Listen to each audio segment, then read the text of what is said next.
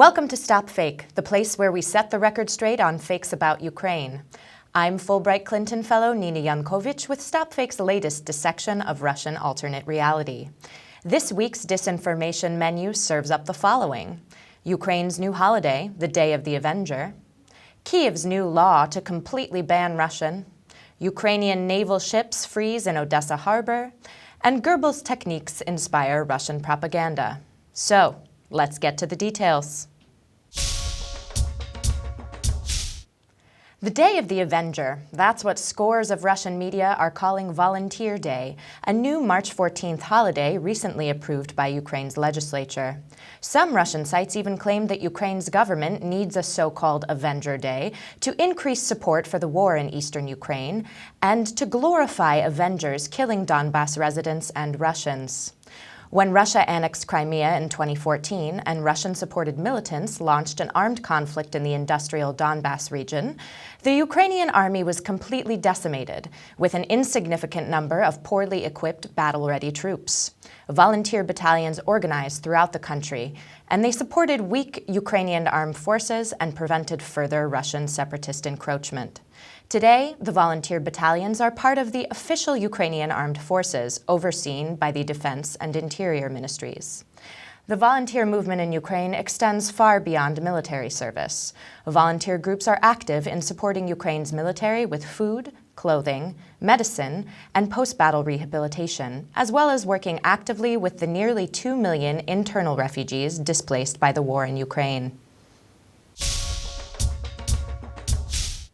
Russian media are claiming that Ukraine is poised to enact a new language law which will ban Russian and make Ukrainian the sole and exclusive language in the country. A new draft language law under consideration in the Ukrainian parliament allows the use of languages other than Ukrainian in government business, but requires translation into Ukrainian. Languages other than Ukrainian are allowed in court proceedings and police business, and political campaigns not financed by taxpayers can be carried out in other languages. Theater performances, films, radio, and television are all allowed to provide music and programming in minority languages, including Russian. Media can also publish in several languages. The new draft law reconfirms that Ukrainian is the state language of the country, but does not prohibit Russian or any other language, and does not give Ukrainian any exclusivity. Ukrainian ships are frozen in ice, Russian media gleefully declared last week, citing a local Odessa website. The site did in fact have a story about winter weather in Odessa, colorfully describing how ice floes had formed in the Gulf of Odessa and captured the harbor where Ukrainian naval vessels are docked. The story was accompanied by an air view photograph of ships in their harbor and had no mention of ships stuck in a frozen harbor.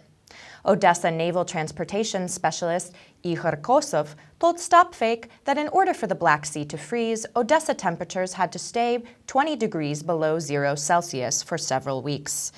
Odessa has not been experiencing such low temperatures, so the current ice floes do not pose any danger to vessels, and to claim that ships were frozen in the bay was a gross exaggeration, Kosov said.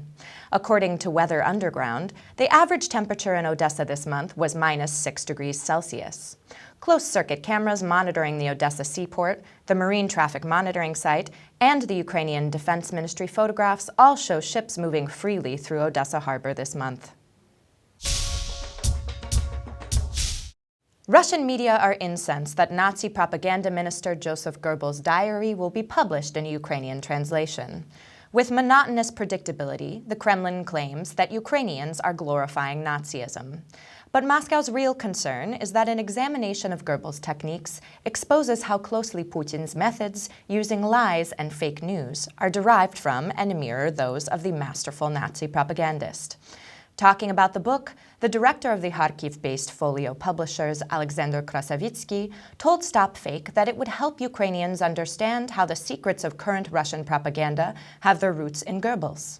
Krasavitsky said that folio chose the last period of Goebbels Diaries, 1944 through 1945, focusing on the defeat of Nazi Germany. If Russian media are paying attention, then we've hit the bullseye. There's a clear parallel between how Putin uses Russian propaganda today, wielding the weapons invented by Goebbels, Krasavitsky said.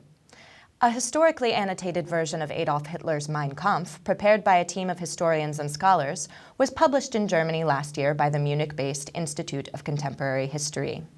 Explaining why the Institute was publishing the critical version of the long-banned book, director Andreas Wirsching said that at a time when authoritarian political beliefs and far-right slogans are again gaining in popularity, examining the Nazi worldview and propaganda helps us re-examine the ominous roots and results of such totalitarian ideologies.